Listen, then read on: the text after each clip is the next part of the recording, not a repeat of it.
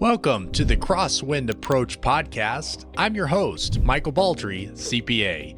This podcast is for nonprofit and mission-driven leaders who desire to lead with confidence while navigating uncertain conditions. On each episode of the Crosswind Approach, we'll have a conversation with a leader who has traversed real turbulence while leading their organization. Together, we explore the habits that help organizations become resilient and remain mission-focused. If you're leading a mission-driven organization and looking to navigate toward greater clarity and confidence, you're in the right place. So sit back, relax, and enjoy this episode of the Crosswind Approach. Welcome aboard. Welcome to the Crosswind Approach. I'm your host, Michael Baldree. Today, we're going to look at a story of an airline crew that faced an explosion in the sky and a captain who made one decision that changed the outcome for everyone on board. Then we're going to bring that story from aviation directly into the conversation about what it really takes to build a nonprofit from the ground up, scale it across 30 countries, and hand it off when the time is right. We have an incredible guest on the show today who I will introduce shortly, but let's just dive right into this aviation story.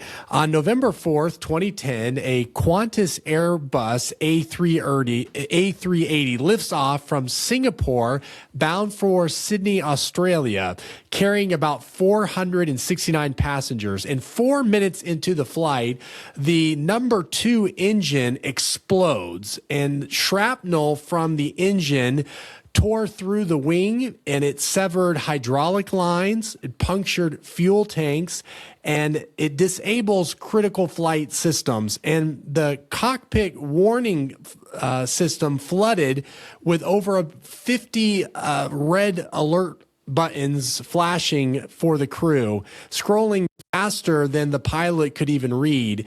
And the pilot had a choice in that moment to either become overwhelmed by all the systems that were showing warning signs or focus on what they still had in the moment, what was working, and go from there. And in that moment, Captain Richard de Crespini, who was the captain of the flight, made a decision that aviation experts would later call brilliant. The pilot stopped focusing on what was broken and turned his attention to what was still working. He and his crew began methodically assessing what they still had, what the aircraft could still do, and how to get 469 people safely back on the ground. And they landed that crippled A380 back in Singapore, and not a single person was injured. And the captain later said that the key was not trying to fix everything that was broken. It was instead knowing what was still working and leading from that point on. Knowing what you still have and leading from there. That's the sentence that will kind of be the focus of this podcast, and it's one that every nonprofit founder needs to hear. The early years of building a nonprofit organization are ones with many warning lights that will come up every day, and the leaders of those nonprofits have to begin to focus not on what's broken, but on what is working and how to move forward from there.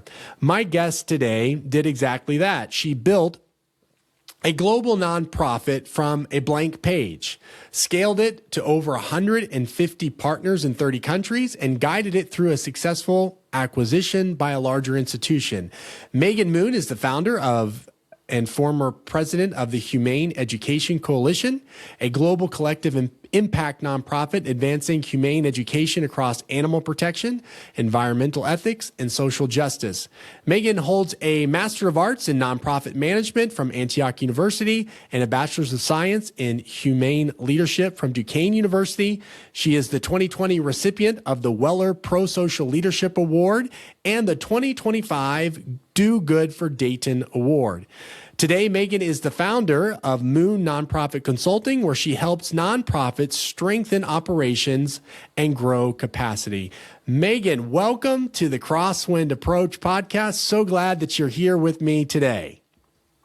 Oh, Michael, thank you so much for having me. I love the theme of this show because leadership really does feel like flying through turbulence sometimes. You rarely get perfect conditions.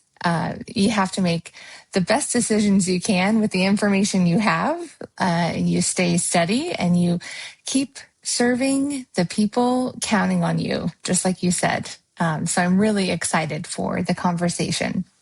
Absolutely. Well, thank you again for being here. And I'm excited for our those listening who will benefit from the show and what our conversation will offer to them. So, Megan, before we kind of dive into the serious questions of this podcast, I have to ask you, you've spent many years within the nonprofit sector, and you've done so much. In the middle of all that, there had to be a moment where something went sideways or something didn't go as planned that perhaps made you laugh. What was one of the most embarrassing moments in nonprofit leadership for you? I always like to ask some of my guests that question. Well, I can think of countless times, to Yeah. be honest. I think one of the most humbling moments was early in my leadership journey with the coalition when I was hosting an international virtual meeting with partners from several countries, and I was trying very hard to look competent and organized and in charge. And I had slides prepared and all these talking points ready, the whole thing. And a few minutes in, someone politely messaged to say I had been speaking on mute the entire Oh, time. So, there I was passionately delivering what I thought was an inspiring opening message to complete silence. yeah. Everyone was incredibly gracious and thankfully we all laughed about it. But I think it taught me something important, that leadership gets easier when you stop trying to look impressive and start just Mm, being real. People yeah. don't need perfection from leaders. They need presence and humility and someone who can laugh sometimes at themselves and keep Yeah. going. Absolutely. That's a great story. And I'm sure you're thankful for the person who pointed that out, that you were on mute, or you could have gone the whole session. Yeah, So we're thankful for those people who raise their hands and say, hey, we need to fix this. exactly. Yeah, well, great story. Well, let me begin with my first question I have relating this aviation story into nonprofit leadership. So before you founded your organization, HEC, you had been in the nonprofit space for many years. And throughout those years, you encountered issues that you saw within your nonprofit industry, such as, funding problems, organizations working in silos, different things where you saw we need to solve these problems. But you could have just stayed within your current organization, but you chose to step out and say, hey, this is my time to solve some of these issues. And perhaps some of the people listening to our podcast today are leading nonprofits and they encounter some of these similar types of issues. And maybe they've wondered, hey, is it my time to step away from my organization and launch a new organization that will solve some of these problems that I'm frustrated by and see every day? And so I guess with the question I have, what was the tipping point for you, Megan, that moved you from frustration to action? Michael, I had spent years working inside nonprofits and I kept seeing talented, mission-driven people trying to solve big problems in isolation. Organizations were duplicating effort and competing for scarce resources and often lacking the infrastructure or research support that they needed to grow. And in humane education specifically, I saw incredible passion, but often not enough coordination and standards or field building. And everyone was working so hard, but not always working together. And so the tipping point for me was realizing I could spend years continuing to point out the gaps, or I could try to build something that addressed them, even if it started small. And so I founded the Humane Education Coalition as a collective impact model, something that was designed to connect people and organizations and elevate standards and share resources and create credibility and legitimacy for the field. And I think, what I wish I had known on day one is that vision alone is not always enough. Passion sometimes gets you started, but systems really sustain growth. I think founders often believe that they need to build programs first and infrastructure later. In reality, both really need to grow together. So if I could go back, I probably would have invested earlier in things like financial forecasting, leadership delegation, those sorts of things. Yeah, great insights. And so you really felt and believed that remaining where you were was not the best thing, but launching out would really help those you were serving and would help that field be in a better place. And so perhaps those listening can kind of use that same framework. For some, maybe they can stay because they can continue to make, even a better impact. But for others, perhaps it is time to launch out because by doing that, they'll be able to make a difference in their field. Another question that I have for you as you launched out to start HEC, you made the decision early on to keep HEC's program, the fees and the accessibility so that there weren't a lot of fees for partners. And so when we have nonprofit leaders who are listening right now, they understand the tension between mission and money.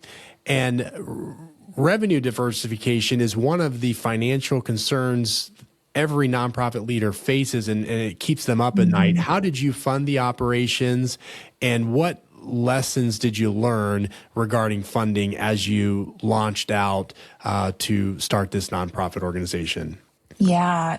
This was one of the hardest and I think most important tensions that we navigated as an organization, and probably for many nonprofits. That we intentionally kept our programs free and accessible because we wanted equity and global participation. And we didn't want financial barriers preventing organizations from engaging.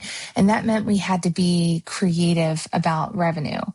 So we pursued a diversified model that included grants and sponsorships and some unique partnerships and earned revenue opportunities and even some in-kind support.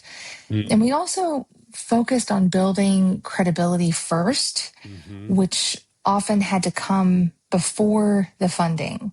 Okay. Sometimes funders support momentum more readily than just ideas. One lesson I learned is that diversification is not just about having multiple revenue lines. It's about having very strategic alignment between those revenue lines. If you chase every dollar, you can really lose focus quickly, and you can end up with mission drift within your organization. If there's an executive director who's struggling right now with this, I would say start by mapping your current funding concentration risk. If one funding source disappeared tomorrow, what happens? What's most at risk? And then build one new stream at a time, not 5, just one. Maybe that's, monthly donors. Maybe that's corporate sponsorships. Maybe that's fee-for-service training of some kind. Sustainable growth usually comes from steady expansion, not from frantic scrambling. So, start by mapping your current concentration risk, and then build from there one at a time. Excellent. Yeah, I think that point of the mission alignment is really, really important because you can easily get overwhelmed and begin pursuing multiple lines, and then mission drift definitely does happen.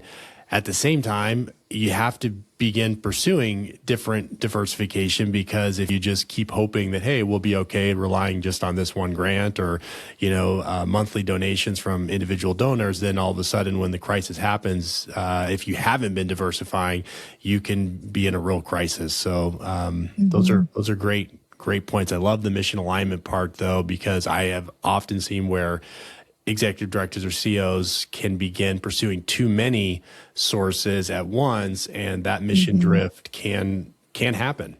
Absolutely. Yeah. Okay, let me ask another question that we're seeing in the research regarding nonprofits, as you know, much more than I do, that nonprofit leaders are facing a lot of burnout right now, more than ever. And because of that burnout, turnover is high across nonprofit leaders and organizations. What would you say when you look back at your leadership, when you stepped out and began founding this nonprofit? What kept you sane? What boundaries did you put in place that protected you from burning out too quickly? Because a nonprofit startup is the same as a for-profit startup. It's crazy. It burns incredible amount of energy, and an incredible amount of energy is required to get it off the ground.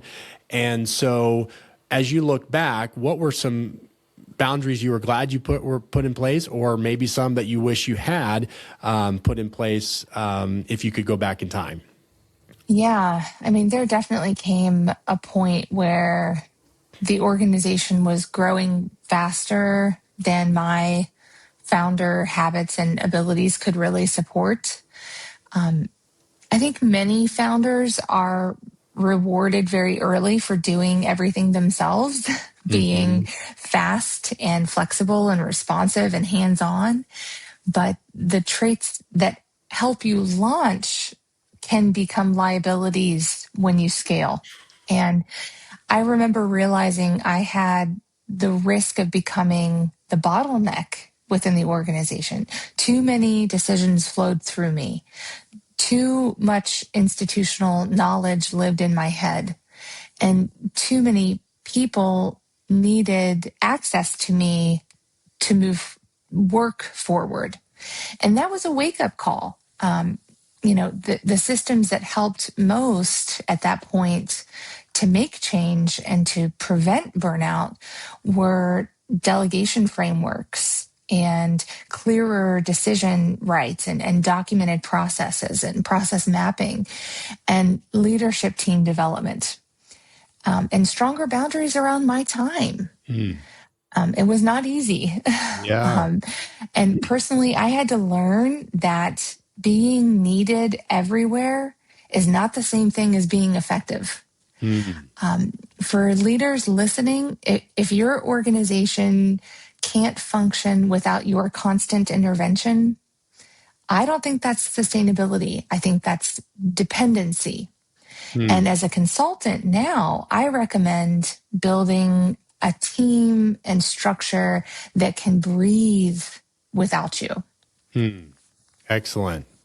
So yeah, two things that I really just draw from what you said. One was the traits that we have when we launch out and found something, and those same traits may not really help us as we begin to scale the organization. And so perhaps after that initial point of getting something off the ground, it's really important to identify others that have strengths that we don't have that could help us in that next level of taking the organization from launching into beginning to grow. And I think that was excellent point for those who are listening who might be in that season. And then secondly, really appreciated how you said being needed all the time does not necessarily mean how did you say that? Being needed is not. It's not the same thing as being effective. Yeah. Right. Yeah. Yeah. And making sure that delegation and trusting people with delegation really helps with your leadership. So those are Yeah. excellent. As you look back at your founding experience, you had to begin to establish credibility within that field. And for a founder, that is not always an easy thing to do. What did you learn about the difference between just building a program and then also building legitimacy that in any sector a leadership could apply from those lessons? So, yeah, I think it's important to begin to build legitimacy around the mission and the work that you're doing. So how did you do that with HEC?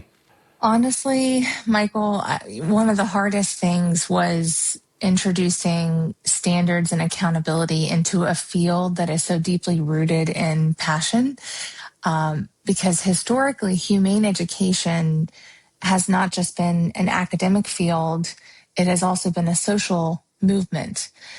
People often welcome growth in theory, but standards in practice can feel uncomfortable. And accreditation and research expectations and evaluation metrics, those can feel a little threatening if a field is used to kind of operating informally. But legitimacy matters, credibility matters to funders, to evaluators, to all different aspects of to the growth of a program. If we want funders and policymakers and universities and the public to take a field seriously, we need more than good intentions. We need evidence and excellence and consistency and measurable outcomes. So what I learned is this: building a program serves people today. Building legitimacy serves people for decades. Any leader in an emerging or possibly, misunderstood sector, I think they should be thinking beyond services alone. Ask, how are we strengthening the ecosystem? How are we making this work, our work, respected and fundable and durable? How will this live beyond us? Excellent.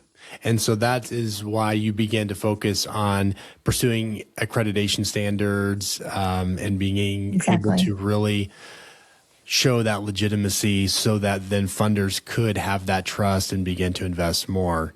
And I think that's can often be a difficult thing to balance, because the programs, there's always a need to start this program or to get this off the ground, but you also at the same time need that legitimacy, that accreditation. So managing both of those is not easy at all. Yep, exactly. So as you look back at your journey there in starting HEC, you eventually reached a point where it was acquired by a larger education institution. And for a founder, handing something off that they built is never an easy thing. And it's deeply personal. I wonder this really, I think, applies to one of the questions in nonprofit sector today regarding succession planning and how organizations can responsibly hand off leadership to the next leader. How did you know it was your time, and how did you prepare the organization for someone else to take over and begin to thrive in leadership? Yeah, great question. This was one of the most emotional decisions of my career, for sure. I think founders often tie identity to the organization that they built. But I guess leadership maturity means asking not where am I most comfortable, but what best serves the mission now. I knew it was the right time when I could honestly say that the mission mattered more than my role in it. The organization had grown. It needed scale. It needed institutional support and a next chapter that could outlast founder-centered leadership. So the acquisition created an opportunity for long-term sustainability. So to prepare, we focused on building systems and documentation, leadership continuity, and relationships beyond me, and making sure the value of the organization was embedded structurally, not personally. So I think to any board that hasn't started succession conversations, I recommend starting now before urgency forces it. Succession is not a crisis plan. I believe it is truly a stewardship responsibility. Yeah, that's really good. Succession is not a crisis plan. It's a stewardship responsibility, and it needs to be something that is not reactive, but is proactive. You've really got to be thinking that through and planning for it, or else it will become an emergency. And really, really appreciated what you had to say about not allowing our identity to become so tied to our decisions about the future of with how we make decisions with an organization. Because if our identity is tied, if our worth is tied to that identity, we're going to stay in that position forever, and we're not going to think about what's best for the organization and the people it's serving. And so being able to attach our identity outside of our position or role will enable us to make the best decision for the organization. That's excellent. Great insights. Really appreciated that. Thank you. So now, as you've transitioned away from that organization that you've founded, you've started Moon Nonprofit Consulting, where you now advise other organizations who face challenges that you've lived. And I think that's really important, because you've been in the trenches, you've lived those, and now you can come alongside those others and advise them who are in the same situations. I'm wondering, now that you're on that consultant side, working with nonprofits, what is the most common blind spot you see in the organizations you work with? And after that, I would just wonder if you could answer, what do you miss most about being in the trenches now that you're on the consulting side? Yeah, this is a challenging question, Michael. Yeah. The most common blind spot I see is probably confusing activity with progress. Okay. So many organizations are incredibly busy.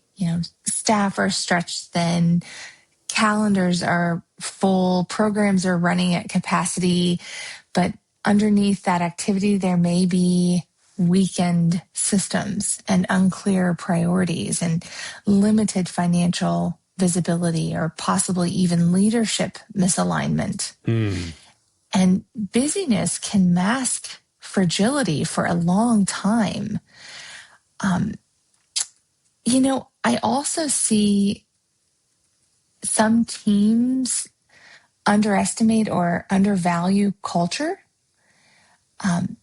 They can tend to focus on budgets and strategy, which definitely matter, but they might ignore communication or accountability, trust and clarity. And then they can feel surprised when execution breaks down. So my consulting work often starts with helping organizations slow down enough to just see clearly. Clarity helps leaders and teams identify what is working and what isn't. Because, you can't solve what you haven't accurately named, and you can't name what you can't see. Yeah. So, it's a blind spot for sure when when you're facing those challenges. Personally, I miss working in close connection with so many people. It's, on a day-to-day basis, I love that my work is always something different. I love connecting with so many different clients and working with a lot of different organizations. But you form really close bonds with people in an organization, and so I kind of I miss that aspect. I do get a lot of that through my board and committee and volunteer work, which is lovely. I serve on a lot of different organizations in various capacities, but I would say I miss that part of the nonprofit work itself. Yeah. So if there's an executive director, CEO, a nonprofit leader listening right now, and you've helped us identify a number of important areas that we should focus on. And as this individual is listening, and they might feel so overwhelmed by all of the warning lights, like that pilot after that engine blew up, there's so many things that are going wrong and they're flashing in their face and they just don't know even what to focus on or do next. And they're not sure if, they can make it, if they're going to survive. What is one thing, just one thing you would want them to hear right now? Because you've been in their shoes. You've kind of been in that pilot's shoes, where the engine explodes and you're wondering, how are we going to get out of this? And as the leader, you're tasked with leading the team. And so they might be facing something like that. What's one thing you'd want them to hear, Megan? Yeah. I would say, if you are in the middle of your own cascade of warning lights, I would want you to hear this. Do not confuse turbulence with failure. Every meaningful mission encounters seasons of uncertainty. It can look different for every organization: funding pressure, staffing gaps, systems strain, and fatigue. And those are real challenges, but they're not always signs that the mission is over. Sometimes they are, signs that the mission is growing into its next level of maturity. Yeah. So focus on what is still working. Your people, your values, your relationships, your impact, your credibility, or your ability to adapt, and then lead from there. You do not need to solve everything today. You just need to take the next wise steps. So don't confuse turbulence with failure, because they're not the same thing. Yeah. Wow. That's really, really good, because in my own experience, I've often thought that, if I'm facing these problems, it must somehow be my fault, or, I must be doing something wrong. And so that's a great reminder that just because in life and in nonprofit leadership, you are going to face problems and issues, and that is not your fault. It's just, the world we live in. And it's a reminder that, hey, identify it, but keep moving, because it's not have anything to do with your leadership. Most likely, it's just part of what's required of you, and to keep going. So excellent. Yes. So let me just say that again. I love that turbulence is not a sign of failure. Yes. It's just a part of the nature of being an executive director or CEO. You will have issues, you will have problems that you got to keep moving and keep leading your team. Excellent. That's right. Well, Megan, for those listening today who would like to connect with you and learn more about the work you're doing at Moon Nonprofit Consulting, where can they find you, and how can they connect with you? Yeah, thank you. The best place to connect with me is via my website at Megan, Megan, S as in Sam, Moon, MOON.com, okay, or on LinkedIn under Megan Moon, or through Moon Nonprofit Consulting on LinkedIn. Yes. I love, connecting with nonprofit leaders, founders, and boards who are trying to build healthy, sustainable organizations, whether someone is in a startup phase or growth phase or navigating a transition. That's the work that I deeply care about. Excellent. And I first heard you speak at an event, and so I know that you often speak at nonprofit events. So if you would like to invite Megan to speak, she's an excellent speaker. I heard her do an excellent talk on resilience, and so I'm sure she would love to connect with you as well if you have a nonprofit event where she could speak at. Well, before we close here on the Crosswind podcast, I would like to give you this week's Crosswind Checklist. There are 3 financial best practices every nonprofit must have in place. Number 1, diversify your revenue or risk losing altitude. We talked about this earlier in the podcast, but if more than 35 or 40% of your funding comes from a single source, whether that's a major donor, it's a grant, or it's a fundraising event, you're flying just on one engine, and you need to build a revenue mix to help diversify your funding. Number 2, build and protect your operating reserves. A cash reserve equal to 3 to 6 months of operating expenses is extremely important, and it's your financial runway. Most nonprofits that close do not close because of a bad mission. They close because they run out of cash. So start building your reserves today, even if it means starting small. That's okay. You're just beginning, and it's important to begin to establish that reserve. Number 3, treat your monthly financial review like a cockpit instrument check, just like a pilot would do. It's important to go through that instrument checklist. So for a budget, realize that it's not something that you just set and then don't review. You need to continue to update it, begin to dig into it, and make updates throughout the year. Review your statement of activities, your cash flow against budget every single month, and know your program expense ratio, know your fundraising efficiency. These checklists are important to go through so you can make updates to it.